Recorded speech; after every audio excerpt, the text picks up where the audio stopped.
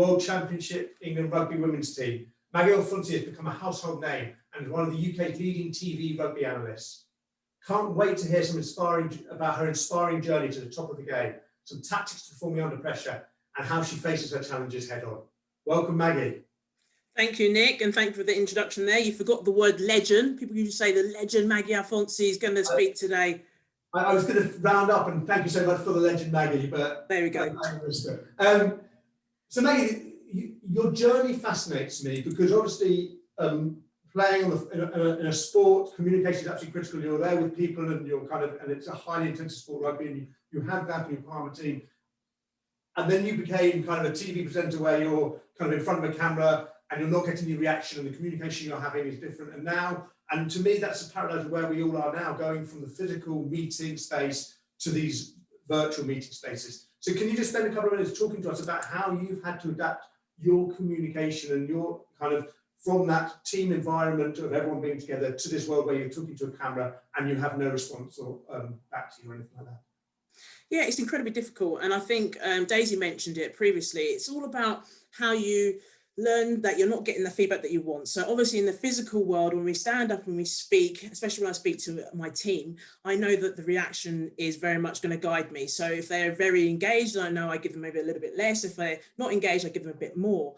And then when you move to the virtual world, especially when you're doing broadcasting, where I'm effectively talking to a camera, and obviously there's millions of people behind that camera watching me, I have to really think about how am I going to engage them without seeing that feedback. So one of the things that I do quite a lot is that I make sure that I change obviously the pitch in my voice. So when I really want to be enthusiastic, I really give that. And when I'm trying to produce a really serious point, I might lower that tone and speak with calm. And I also think it's quite important to make sure that you're very authentic with what you're saying. So especially when you're speaking to something that you can't see that feedback, you really have to make sure that you're not providing or producing a false representation of yourself. So I really try and be authentic all the time and try and speak with passion. I think it's hard, but at the same time, that as long as you're engaging those who you're speaking with on that broadcasting team, then that you're probably having that same effect with the people who are watching it at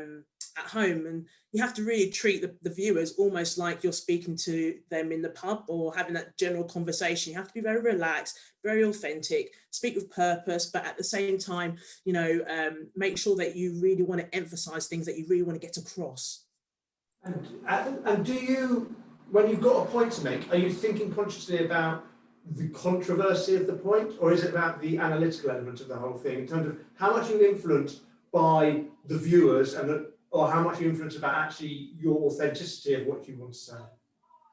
It's very difficult. It's a bit of both. So you have to really be conscious about what the viewer will be thinking. So if there's a very controversial point, so let's say in the world of rugby, someone's got a red card, and actually the way that individual got the red card was they probably didn't deserve that red card. So I've got to think straight away, if I was a spectator watching it at home, how would I view that action on TV? Would I say that's a red card? Would I say that's a yellow card? Or would I say actually no card is needed for that? So I put myself in the view and in the position of an audience member.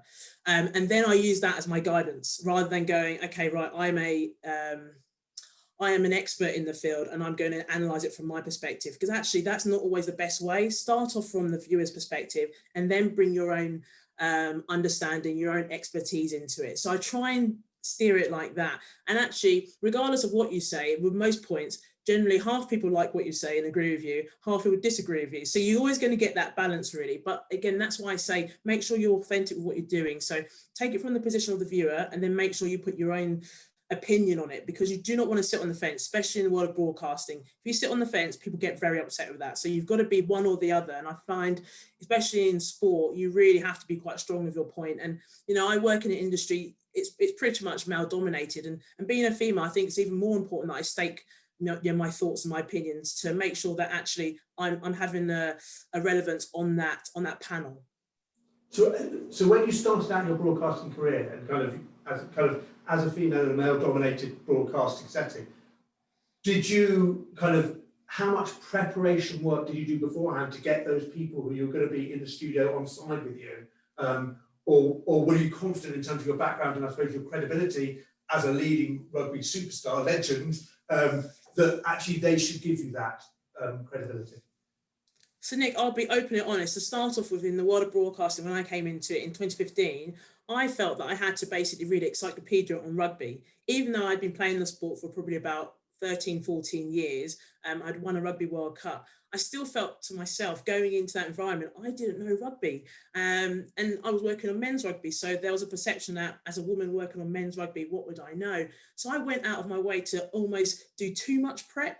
And actually, as a result of that, when I went in front of the camera, I lost the Maggie. I lost myself. I just basically read out what I had written down prior to that. And that wasn't who I wanted to be. And one of the best quotes, or one of the best points that I got from the ITV broadcaster, mainly the producer, he said to me, Maggie, you know, when we work on free to air, it is we're a broadcaster. We're about trying to get as many viewers, and we're trying to get as many people to watch the sport. We're not a narrowcaster. We're not going to very much base it down to simple opinions, simple views. It's not about trying to show off your expertise. Actually, it's about trying to get as many people to want to watch our sport and engage with the game. And that really stuck with me. So now, you know, it's many years, obviously, since I first started broadcasting, but now I approach it completely differently. So I do my prep. Obviously, you must always do preparation, as all the panelists have already highlighted. But now I try and think, again, I'm trying to be like the viewer, and I'm trying to think like the viewer a bit more, and again, show a bit more of myself, rather than be the person who's very formal, who likes to, you know, read all the papers and all the books, and actually try and be more yourself.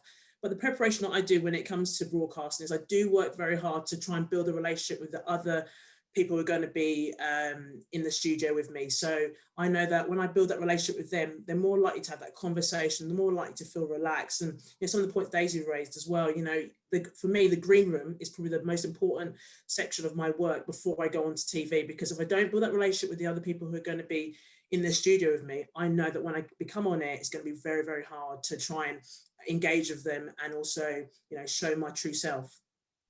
So let me just ask you again, in the virtual world we're now in, where the green room doesn't necessarily happen like it used to when you went out to a physical event.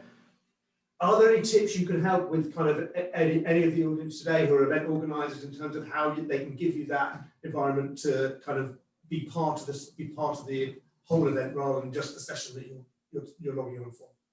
So I guess one thing I found through the virtual space is actually that first 15 minutes before you actually go on air is the most biggest bit. So obviously for us, our panelists here today, we logged on 15 minutes beforehand. And for me, I think that's incredibly important. So I'd ask organisers to make sure you schedule that in, you know, 15 minutes, 30 minutes, whatever it may be, to give the time for the other panelists or whoever you're having be the speaker, engage with them, build that relationship. I do appreciate sometimes as a speaker, you want to use the 15 minutes beforehand just to sort of think about in a bit more detail the sort of key messages that you're going to get across. But I have noticed that 15 minutes beforehand is such a nice time just to relax yourself, to understand the key messages that the client really wants to get out from you.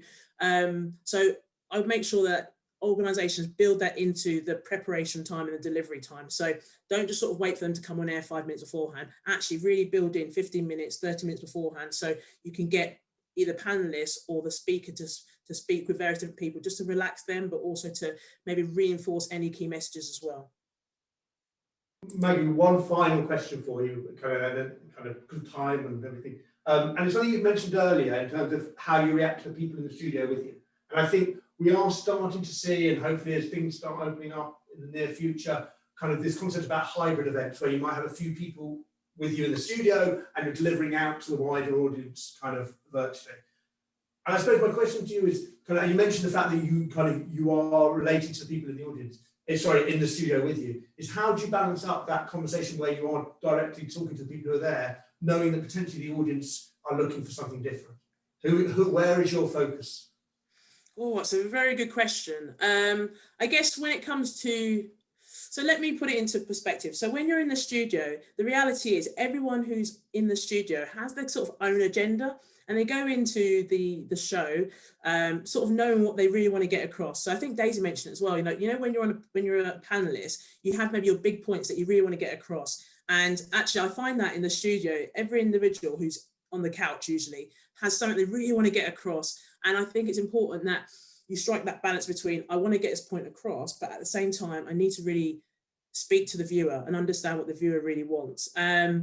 So there's a bit of balance, but I guess the way I tend to work is that I make sure that if I'm going to make a big point, make it early, because generally what you find in TV in particular, with all the commercial adverts that we have, there's very little time to get your point across. And if you miss that window, the amount of times I've kicked myself and gone, oh, I wish I'd said that at the start, because now it's not relevant. So I always try and make sure that I get my big point across early on. But then at the same time, like you've already highlighted, I try and make sure I get a good understanding about what would the viewer want. You know, I've got friends who are watching the game at the moment or who are watching the program. What would they be thinking? What would they want from me? So I try and get that balance. But, you know, at the same time, you can't be dictated by always the audience. You've got to really make sure that you go in being quite confident about what you want to get across and how you want to deliver your content. The legend that is Maggie Alphonsi, thank you so much indeed.